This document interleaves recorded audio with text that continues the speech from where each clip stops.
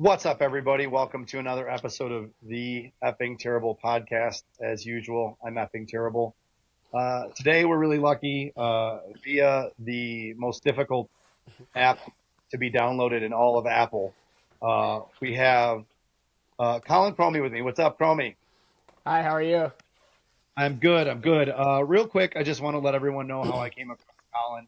Uh, he does works with a great camp that myself and a couple other parents took our kids to called Simply Defense. Was where we were at. And Colin plays hockey all over the place. I'm not going to try and give you all the details. I'll let Colin explain where he plays. But Colin, before we start talking about your background and where you've played, take a minute to tell me a little about the Simply Defense or the Simply, because you guys do Simply Shooting as well. Yeah, so that was actually my first time doing that camp. My friend Mick Hennigan brought me in to join. But from what I saw, they focus on the basics and they want to focus on the kids' foundation before they get into all the harder skills that the kids have to learn as they're growing up playing hockey. We enjoyed it. I thought they worked on especially for a 6 to 10 6 to 8 you group that basically 8U. I think they did a great job of focusing on the little things, the details, and we really enjoyed it. And that's where I ran into you.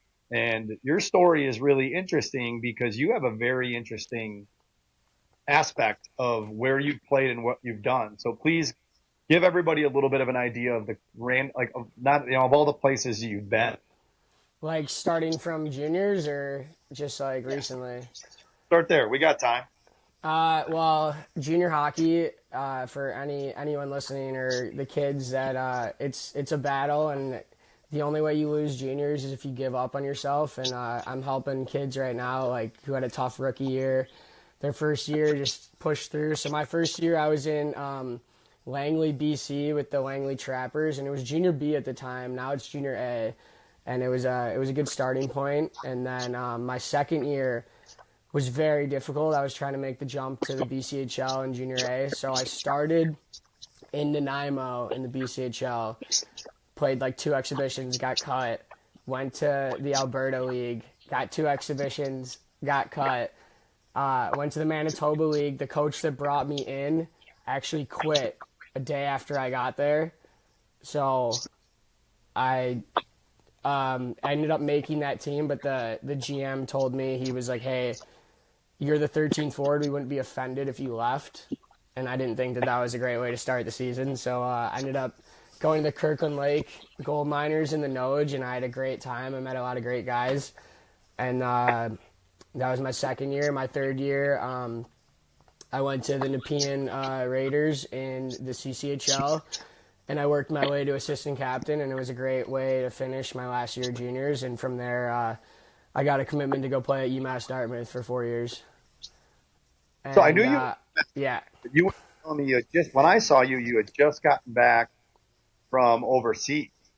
Yeah, so this was from the beginning. So then I did UMass Dartmouth for 4 years, graduated, and then waited by the phone all of last summer, calling every team, and then I finally got a team in Finland 3, and I left. I was in Finland from August 14th till February 29th, and I was in the 3rd pro league in Finland called the Suomi Sada. What was that like, dude? Because I mean, we do a lot of hockey. Like we have a lot of hockey going on our podcast and all our stuff. But for the people that don't know, like the main thing I would know is like you're talking about a completely different rink. Yeah. So funny stories. Right when I get there, I fly in. It's an 8-hour flight. I get there and the border was already giving me trouble, and one of the Finnish guys was picking me up, and he was a little irritated because I think it took me like 2 hours, maybe like an hour and a half to get through the Finnish border. And then we get in the car, and Finnish people they hate small talk, and Americans are the opposite. So I get in the car, and he's very like just to himself, and I'm trying to like break through his barrier. I was telling him the Finnish words that I learned, and I I broke through eventually because it was an hour and a half car ride, and then I got to the office, and my head coach doesn't speak English, so I was sitting in the office, and I bought a bottle of water, and I didn't know that all of the water in Finland is sparkling. So I'm sitting there in the office with a head coach that doesn't speak English, waiting for the translator, and I open the water and it explodes all over the room and all over me.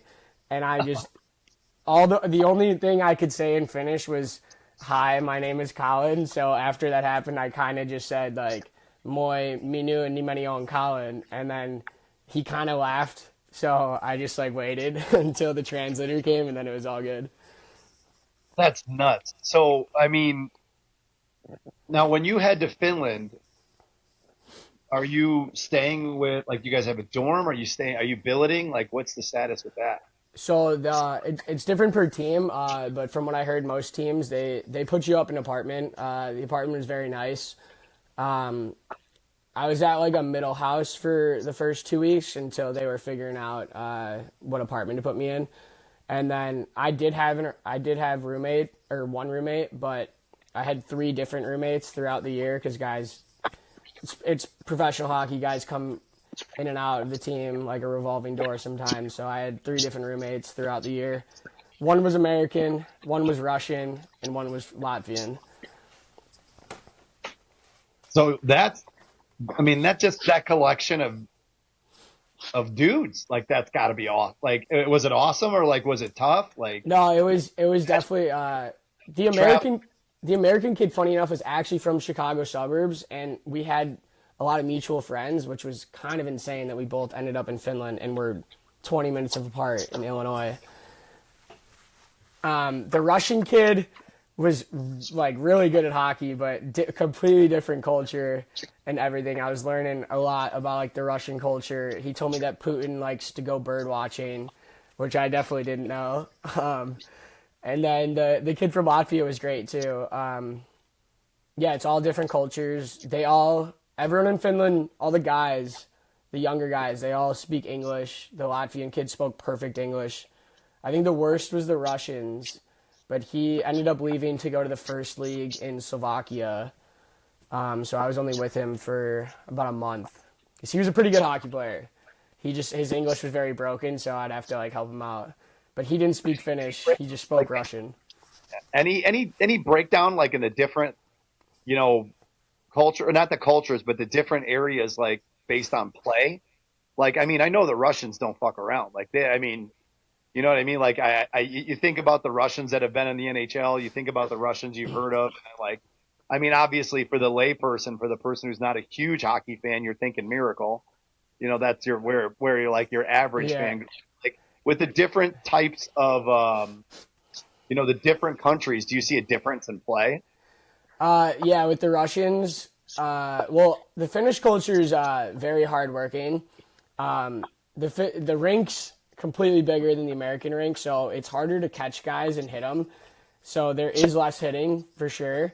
But our practices full physicality with the Finnish guys, Russian guys, myself. But yeah, definitely the Russian guys had a shorter fuse to them, and if somebody did something behind the play, like they remembered it the whole shift and were going after him, or they were grabbing him after the whistle. In Finland, if you drop your gloves, you get 1 game suspension. But if you fight with your gloves on and just like start swinging, it's just a 2-minute penalty. So most of the Russian kids would just do that. That's the way to go. Yeah, because I Yeah. mean, I'm thinking back of a documentary. There's a great documentary called The Ice Guardians, and they talk about how like there's less fighting in the European game. Uh, you know, but again, like you said, the ice is bigger. It's almost kind of harder to get it's harder to catch them and put a hit on them. Yeah, it is for sure. I actually enjoy the bigger ice. You definitely need a little more cardio for it. But like in school at UMass Dartmouth, I was a third line PK, like chirper in your face. So it was nice for me to experience the other aspects of my game that I can explore. And I had a little more confidence because my coach didn't speak English, so I didn't didn't really get yelled at, or I probably got yelled at, but like I didn't really know what was going on too much. Um, so but it was nice to get my confidence back and like get to explore my role, and that allowed me to get more points than I usually did, like when I was in college. Well, that's good. Yeah, no, I mean, because that's the thing. I don't know that a lot of people understand that the rink's so much bigger, and like it changes the game. And, it can probably kill some people, but it also probably takes some other people's games to a whole new level. Because like you said, the cardio, the open ice, the speed, the way you play the game. So it's something that maybe some people don't know, but like it's just at your age, at a younger age, like that, me being old as shit, like you you've got so many cool stories. Like you've gotten to travel, play this game that you love. Like, I met you just, working with young kids, but like you've got these really great stories and you're about to leave again, right? Yeah, I'm excited. I'm playing next year for the D-side Dragons in Wales, England. It's the third pro league in England. I'm still learning everything, but me and my dad are going to coach with my coach that I'll be playing with, and Endover Sports, a guy, Mike Pilon, who's helped me throughout my whole hockey career with juniors, college, and this England opportunity. He's running a kids camp out there, and then he asked me and my dad if we wanted to go coach, and I thought that was a great way to see the area because it's at my rink. So and then I get to meet my coach. I can figure out the bank accounts. I can figure out where I'm going to live. I can do everything. So when I get there in August, I'm ready to go. That's so cool, man. Like one of the reasons I definitely wanted to keep in touch and finally figure out a way to do this podcast is as you travel, like our dream, like some of the guys here at Effing Terrible, like we would love to document a road trip to come watch you play a game, like because we love to do that. Like obviously anyone who follows our podcast or our social media anywhere just got really lucky where we were able to sponsor the showcase for the Blackhawks where we got to meet a bunch of young kids that are now traveling and all over the country, to go different places, and we plan on following them. But like that would be a dream to shoot out there and taking a game out there in Wales and check something like that out. So when it comes down to stuff like that, like traveling overseas and stuff like that, when you open that door, like when you start talking about that when you're, younger, when the first time it came up, like, is that for you? Was it tough? Like, was it tough to be like, I'm going to do this, like I'm in for it? Or was it like a no brainer? Like I'm going overseas to play some hockey and have some fun. I mean, throughout any guy's hockey career, there's always ups and downs, and you get frustrated, and then you're like, oh, I'm done after college, or I'm done after whatever, and then you kind of just have to take the night, or maybe go have some fun with the boys, and then you wake up the next day, and you're like, I can't give it up. For me, it was a gut feeling.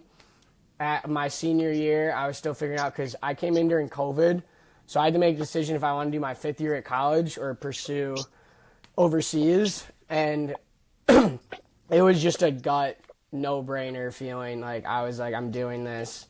I don't care how hard it's going to be. I'll find a team. And it was difficult. I probably got rejected by countless teams. Like I was looking at Germany, France, Italy,